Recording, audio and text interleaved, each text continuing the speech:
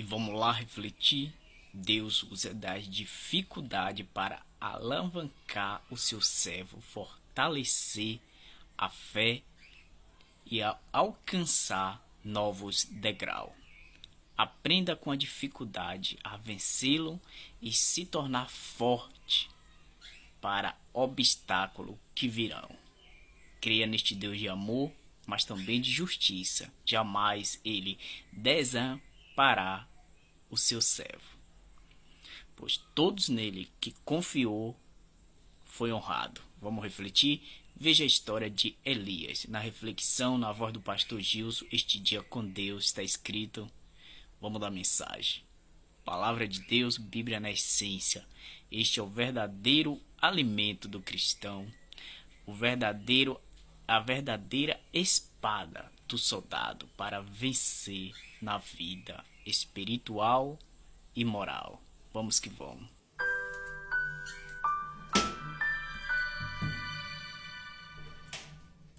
Muito bem, é bom estar mais uma vez em sua companhia. Temos pensado em alguns momentos na história do profeta Elias. Nesse momento específico da nossa reflexão de hoje, ele estava confortável em seu esconderijo, longe do rei Acabe, que era um rei perverso e que queria matá-lo. E ali onde estava escondido, Elias era sustentado por Deus, cuidado por Deus. No entanto, passado alguns dias, a Bíblia diz que o cenário mudou. Eu leio agora primeiro o livro dos Reis, capítulo 17, aqui nos versos 7 a 9. Mas passados alguns dias o ribeiro secou, porque não chovia sobre a terra. Então a palavra do Senhor veio a Elias dizendo: levante-se e vá a Sarepta, que pertence a Sidom, e fique por lá. Ali ordenei a uma viúva que dê comida para você. O ribeiro, junto do qual o profeta Elias estava, diz a Bíblia que secou. Por que será que o ribeiro secou?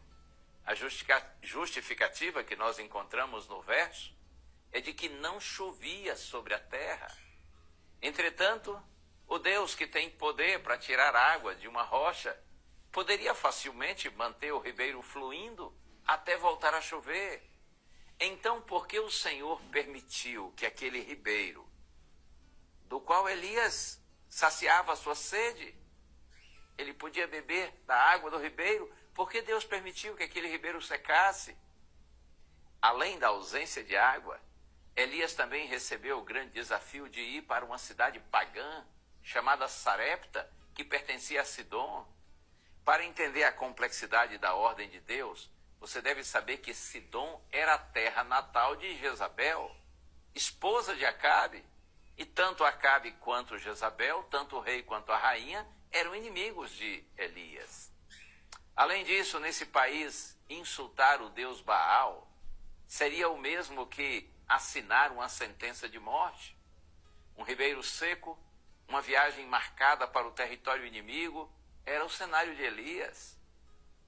O ponto-chave para entender o propósito de Deus na situação caótica de Elias está no final do verso 9, quando Deus diz assim: ordenei a uma viúva que dê comida para você.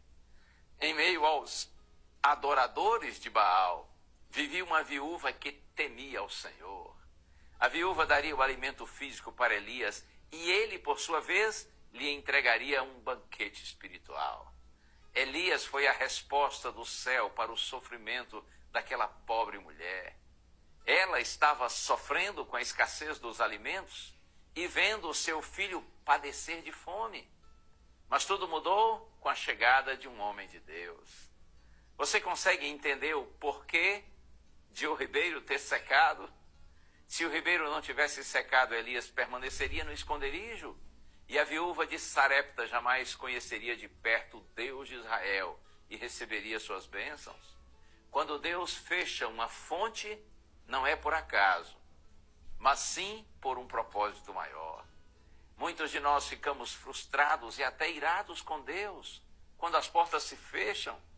Afinal de contas, Ele tem poder para impedir os desafios que a vida nos impõe. Todavia, Deus usa os desafios como degraus para alcançar um plano muito maior. Quando o seu ribeiro secar, confie em Deus. Por mais difícil que seja entender, o Senhor está no controle de tudo. Existe um propósito para essa dor. Há sempre um propósito superior de Deus se realizando na vida dos seus filhos.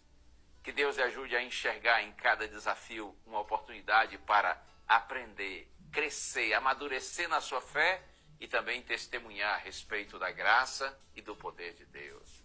Vamos orar?